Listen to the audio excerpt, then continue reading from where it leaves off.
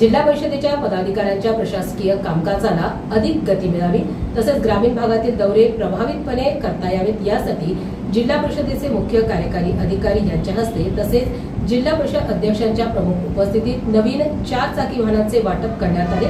यावेळी पारंपरिक पद्धतीने नारळ फोडून वाहनांना हार घालून व विधिवत पूजन करून नवीन वाहनांचा शुभारंभ करण्यात आला।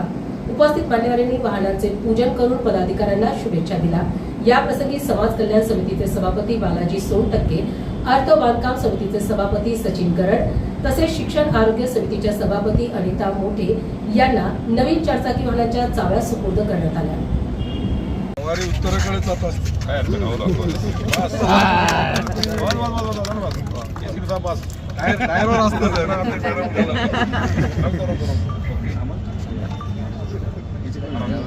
ड्रायव्हर मामा नाही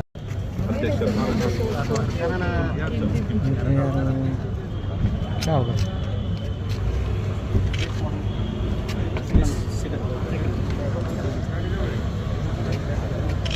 चैतन्य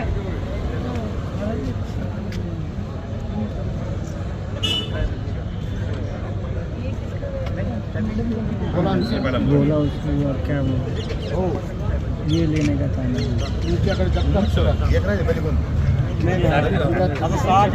माझ्याकडून काहीच राहणार नाही, तुम्ही काळजी करू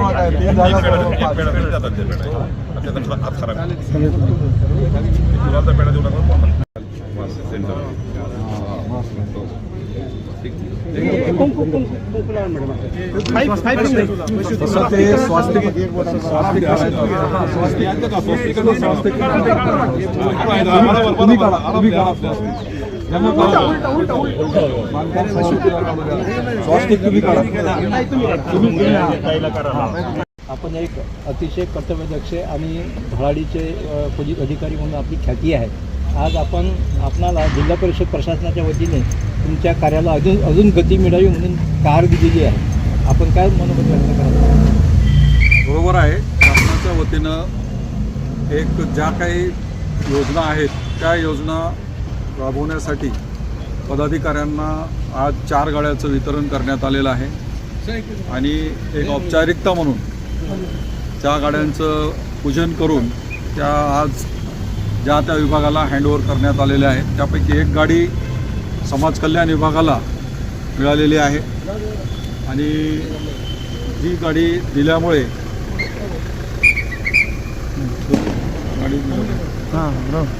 ही वाहने पुरवल्यामुळे जी शासनाचं जे काम आहे, ज्या योजना आहेत त्या राबवण्यासाठी कामाला गती येणार आहे आणि गतिशीलता प्रशासनाची वाढणार आहे। कारण खेड्यापाड्यामध्ये सर्व दुर्गम भागामध्ये आम्हाला भेटी द्याव्या लागतात, त्या ठिकाणी चांगली वाहने असावीत असं सर्व लोकप्रतिनिधींना बी अपेक्षित होतं। त्याप्रमाणे स्कॉर्पिओ एन गाड्या दिलेल्या आहेत, त्या गाड्या ग्रामीण भागामध्ये जाण्यासाठी येण्यासाठी चांगल्या राहतील। लोकांच्या प्रश्न सोडवण्यासाठी पूर्ण जिल्हाभर या गाडीचा उपयोग करायचा आहे। ही गाडी जरी शासनाची असेल किंवा सभापती म्हणून जरी आम्ही वापरणार आहे तर त्याचा 100% उद्देश जनतेच्या प्रश्न सोडवण्यासाठी जिल्हाभर फिरण्यासाठी वापरणार। आपल्याकडे फार मोठी जबाबदारी आहे। बांधकाम विभागाचे सभापती आहे आणि बांधकामाच्या संदर्भातली कामं जिल्हाभर अगदी खेड्यापर्यंत सुद्धा असतात। त्या दृष्टीनं आपण या गाडीचा फार मोठ्या प्रमाणात नक्कीच गाडीचे जे काय सगळ्यांनी मिळून ठरवून जे काय मॉडेल ठरवलं स्कॉर्पिओचं तर त्याच उद्देशाने ठरवलं की बाबा ग्रामीण भागात शेवटच्या टोकापर्यंत तिथं रस्ता जरी नसला तर आपण जाऊन पाहणी करून तिथं रस्त्याचं नियोजन करता येईल। अशाच प्रकारे त्या गाडीचं सगळ्यांनी बसून चर्चा करून हे सगळ्या 4 गाड्या। प्रश्न असा होता, पदभार घेतल्यापासून काय काय काम झालं, विकास काम काय काय केलं आता मागच्या 100 दिवसातून बघितलं जवळजवळ 40-45 दिवस आचारसंहिताच गेले। त्याच्यानंतर मागच्या 30 तारखेला GB झाली आणि खास GB नंतरच कामाची रूपरेषा ठरवली जाते। आज GB होऊन 9 दिवस झाले तर बऱ्याच अजेंड्यावर काम चालू केलं आहे। सगळ्यात महत्त्वाचं बहुतेक काय आपल्या जिल्ह्यात शाळेचा प्रश्न एकदम जोरात समोर आला आहे।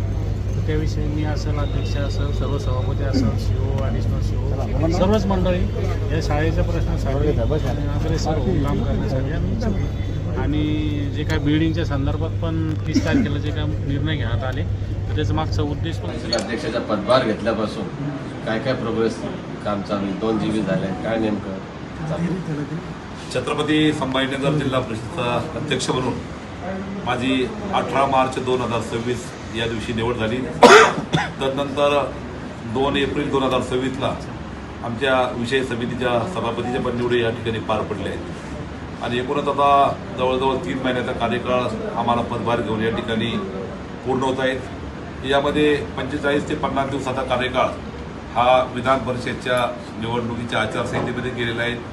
त्यातील 20 ते 25 दिवसाचा कार्यकाळ हा अध्यक्ष, उपाध्यक्ष आणि विषय समितीच्या सभापतीच्या निवडीचे या ठिकाणी गेलेले आहेत. आणि उरलेल्या 20 ते 25 दिवसाच्या अनुषंगानं कार्यकाळामध्ये या ठिकाणी आम्ही संपूर्ण या छत्रपती संभाजीनगर जिल्ह्यातील 9च्या 9 तालुक्यामध्ये प्रत्येक पंचायत समितीने या ठिकाणी आढावा बैठक घेतली आहेत.